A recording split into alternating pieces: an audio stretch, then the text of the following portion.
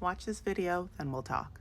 In 1933 alone, over 50,000 Germans left Germany, and many of them did so without legal papers to do it, and no money, and nothing but the clothes on their back and a suitcase. And out of those 50,000, about 37,000 of them were Jews. Over the course of the next 9 years, before Jews were prevented from leaving, they left in droves. About 2/3 of Germany's Jews left. There were less than 200,000 German Jews left in Germany, and you know how many didn't make it through the end of the war?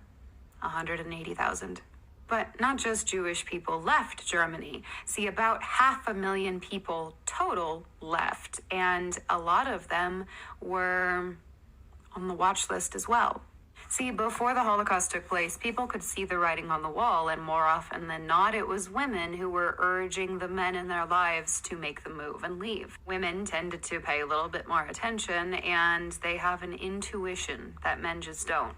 So when their gut told them, leave now, because the signs are signing, they left. But you should know that when the empire, because I think the other word is being censored now, started to recognize that people were leaving in droves, they required Jewish people in particular to pay up to 90% of their wealth to leave the country. By that time, people either decided that they would get out another way secretly, or that they would pay the price because it was worth it to live, or that they couldn't afford it, so they stayed. And remember, people have been leaving their homes for millennia with nothing but the clothes on their back, and they just start walking because that's safer than staying, like my grandfather did when he left Hungary in 1956, which is what I have a book about. I left the United States years ago with nothing but 2 suitcases, a big one and a small one, and a backpack and a fanny pack. I'll be including the link to this creator below in case you want to read her book. But she touches on a lot of things that I have been talking about for a while, especially when it comes to the writing on the wall. And I just, in like the worst way possible, as somebody who works in the travel space as a journalist, even before I was a journalist in this space, I saw the writings on the wall, and I was talking about what I was seeing and how scared I was and how I got to get out of the US for a long time before I was able to. And a lot of my friends and the majority of my family were just like, oh my God, Shayna, you're crazy. Shayna, it's not that bad. And I'm so happy that the voice inside of me was louder than the doubts and suspicions of other people, because I had to do what was best for me. I didn't have to have everything in order for me to go. I just went. And yes, because the United States wasn't in like the critical point that it's in right now, I did have a little bit more time to vet some places and to do some more on the ground research and all of that. And that's the luxury of time. And unfortunately, I don't know how much time is left.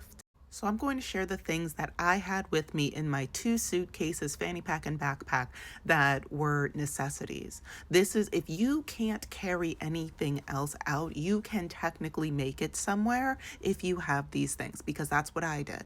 First, you need to know places that have long-term visa options for United States citizens.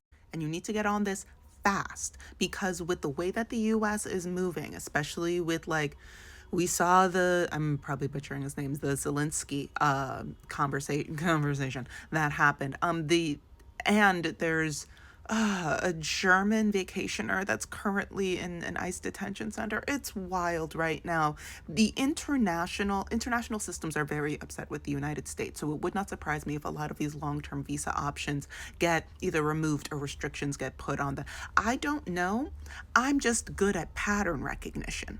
So look up long-term stay visa options. Some places, I think Albania, you're allowed to move there for a year just on a tourist visa. I think it's still in existence now. But Mexico, when I moved to Mexico, for the only time, I was there for 6 months on a tourist visa. And then when my 6 months were up, I reached the point where I was like, I could apply for a longer stay visa, but I had the luxury to say, oh, okay, well, I love this country, and I think there's probably somewhere that's a better fit for me, so I went. But regardless of that, 6 months over, you go to the Schengen region, and you're like, oh yeah, I'll figure it out. If you don't have a plan before you get here, you're here for 3 months and 3 months alone. If you overstay that, you don't want to get kicked out of here.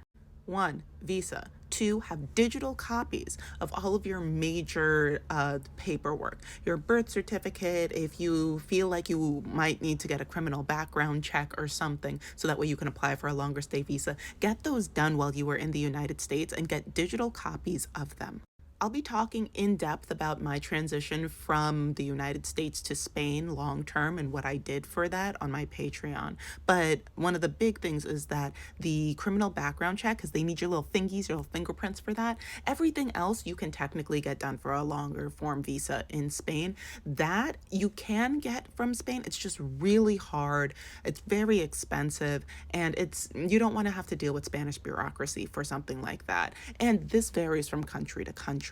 So having those documents done, especially with the research that you should be doing, you don't have to have like a full neurodivergent deep dive like I tend to do, but have some research on hand. So that way, if all the poop hits the fan, you have a place to go, at least in mind. Yes, in an ideal situation, you will have a remote job. I had a remote job, but I also had the luxury of time, and I was seeing what was going on before things were like fully in effect. So I made decisions, and I put things in order so that way I could have a remote job by the time that I moved. It is not going to be physically possible for everybody that is in this position to be like, okay, I gotta go, right? I don't think, yes, okay, it was Yahtzee, Germany, so there were no technically remote jobs at that time. But like the creator in the beginning of this video said, that a lot of people just left. Once upon a time, people would just pack up their families, bring a backpack, put a little knapsack on a stick and say, we got to get out of here. A big thing that I was talking about on my Patreon a while ago and was just confirmed recently in a New York Times. It doesn't matter. It does matter. Anyway, for the sake of time. If you can open up an international bank account and start switching over some money into euros, into another currency, because we don't know what's going to happen with the stock market in the United States. We don't know what's going to happen to the US dollar. And if you do have to pack up and leave, or if you are planning on packing up and leaving, you don't want your, let's say, $10,000 that you have saved up. You don't want your $10,000 where once the economy does a full split that it did not prepare for, ripped jeans, ripped cooter, all that. You don't want your $10,000 looking more like 2,000. So I would start transferring some. That's what I'm doing anyway. I currently have that's what I'm doing anyway. But also, I don't have plans of staying in the States regardless. I mean, I'm not there right now. But I don't have plans. If you want to stick it out, if you want to see what happens, if you are like, you know what, this land is my land, this land is my land. Listen, you don't got to listen to me. I'm just sharing what my experience and what I'm seeing and the things that I have done and am currently doing. Medications. Next thing, medications. If you can order like your medications in like 3-month batches or like in larger batches, I would recommend doing that just in case. So that way, if you have to pick up and go, you're not immediately in need. And then I brought my phones and my laptops. Sure, with the luxury of time and, I was living La Chita Loca, I still am. I was able to, I brought a bunch of clothes, I brought other things, I brought hair products. That's all good, great, and dandy. Are those things that I needed critically? Not necessarily. You can find clothes wherever you're going. There are thrift stores everywhere. You will be fine. I'm talking the essentials. The essentials that I brought along with some clothes, that's what it is. If you would like to continue this conversation, please head over to my Patreon. Unfortunately, my travel content does not do so well on here. So that's where more of the conversations are going to be happening. Please, for the love of God, stay safe out there.